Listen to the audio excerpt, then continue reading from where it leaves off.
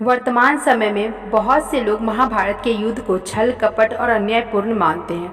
ठीक यही धारणा भीष्म पितामह के मन में भी था, परंतु इस धारणा के बारे में श्री कृष्ण ने भीष्म पितामह से अंतिम संवाद में क्या कहा, आज इस वीडियो में हम यही जानेंगे। हेलो फ्रेंड्स, मैं अनुप्रिया स्वागत करती हूँ अपने यूट्यूब चैनल मोटिवेशन अनुप्रिया में। तो चलिए शुरू करते हैं। श्री कृष्ण और भीष्म पितामह के अंतिम संवाद। महाभारत युद्ध समाप्त हो चुका था। युद्ध भूमि में चारों तरफ से योद्धाओं के फटे वस्त्र, मुकुट, टूटे शस्त्र, रथों के चक्के आदि बिखरे हुए थे और वायुमंडल में पसरी हुई थी घोर उदासी।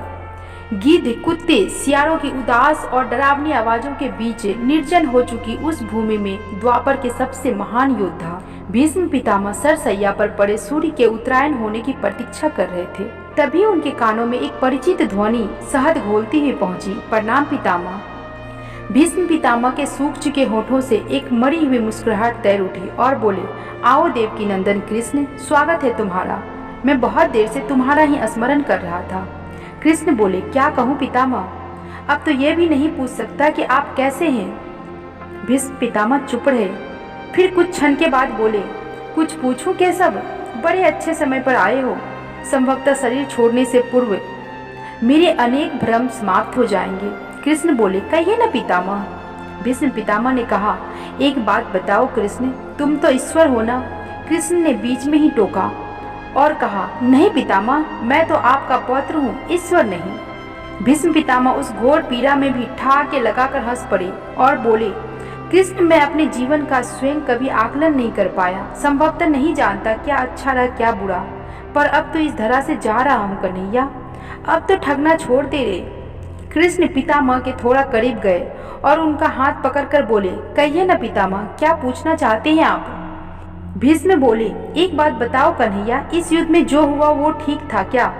कृष्ण ने कहा, किसकी ओर से पितामह, पांडवों की ओर से या कौरवों की ओर से। पितामह बोले, कौरवों के कृत्यों पर चर्चा का अब तो कोई अर्थ ही नहीं रहा कन्हैया। क्या पांडवों की ओर से जो हुआ वो सही था।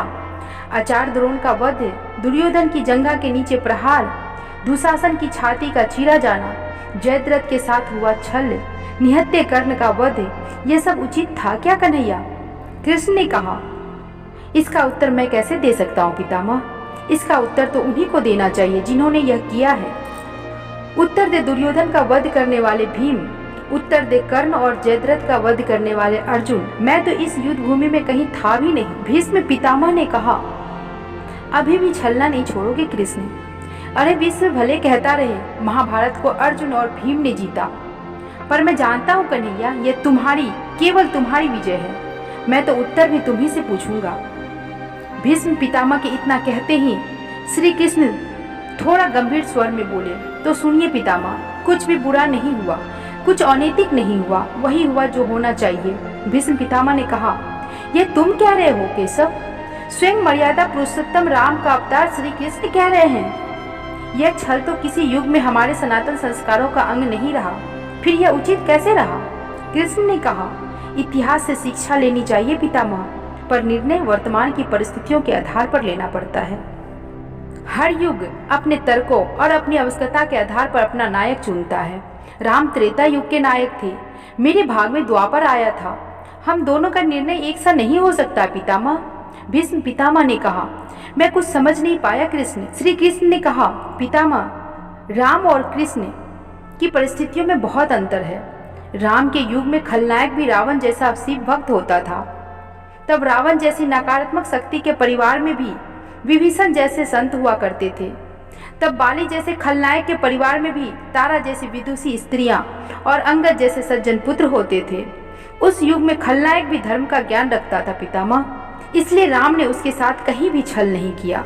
किंतु मेरे युग के भाग में कंस, जरासंध, दुर्योधन, दुशासन, शकुनी, जयद्रथ जैसे घोर पापी आए।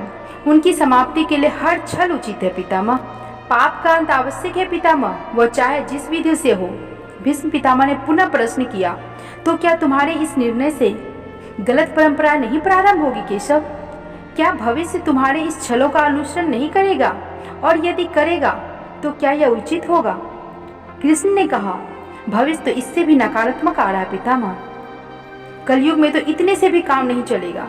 वहाँ मनुष्य को कृष्ण से भी अधिक कठोर होना होगा, नहीं तो धर्म समाप्त हो जाएगा पितामह। जब क्रूर और अनैतिक शक्तियाँ सत्य एवं धर्म का समूल नाश करने के लिए आक्रमण कर रही हो तो नैतिकता अर्थहीन हो जाती है पितामह। तब महत्वपूर्ण होती है विजय, केवल विजय। भविष्य को यह सीखना ही होगा पितामह। भीष्म पितामह ने पूछा, क्या धर्म भी नाश हो सकता है केशव? और यदि धर्म का नाश होना ही है तो क्या मनुष्य इसे रोक सकता है? कृष्ण ने कहा, सब कुछ ईश्वर के भरोसे छोड़कर बैठना मूर्खता होती है पितामह। ईश्वर स्वयं कुछ नहीं करता, केवल मार्गदर्शन करता है। सब कुछ मनुष्य को स्वयं ही करना पड़ता है। आप मुझे भी ईश्वर कहते हैं ना पितामह, तो बताइए मैंने स्वयं इस युद्ध में कुछ किया क्या? सब पांडवों को ही करना पड़ा। यही प्रकृति का संविधान है। युद्ध के प्रथम दिन यही कहा था मैंने अर्जुन से, यही परम सत्य है। कृष्ण की बातों को सुनकर भीष्म पितामह संतुष्ट लग रहे थे। उनकी आंखें धीरे धीरे बंद होने लगी। उन्होंने कहा, चलो कृष्ण, यह इस पृथ्वी पर अंतिम रात्रि है, कल संभवतः चले जाना होगा। अपने इस अभागे भक्त पर कृपा करना कृष्ण। कृष्ण ने मन ही मन कुछ कहा और पितामह को प्रणाम कर लौट चले। पर युद्ध भूमि के उस डरावने अंधकार में भविष्य को जीवन का सबसे बड़ा सूत्र मिल चुका था। जब अनैतिक और क्रूर शक्तियां सत्य और धर्म का विनाश करने के लिए आक्रमण कर रही हो तो नैतिकता का पाठ आत्मघाती होता है।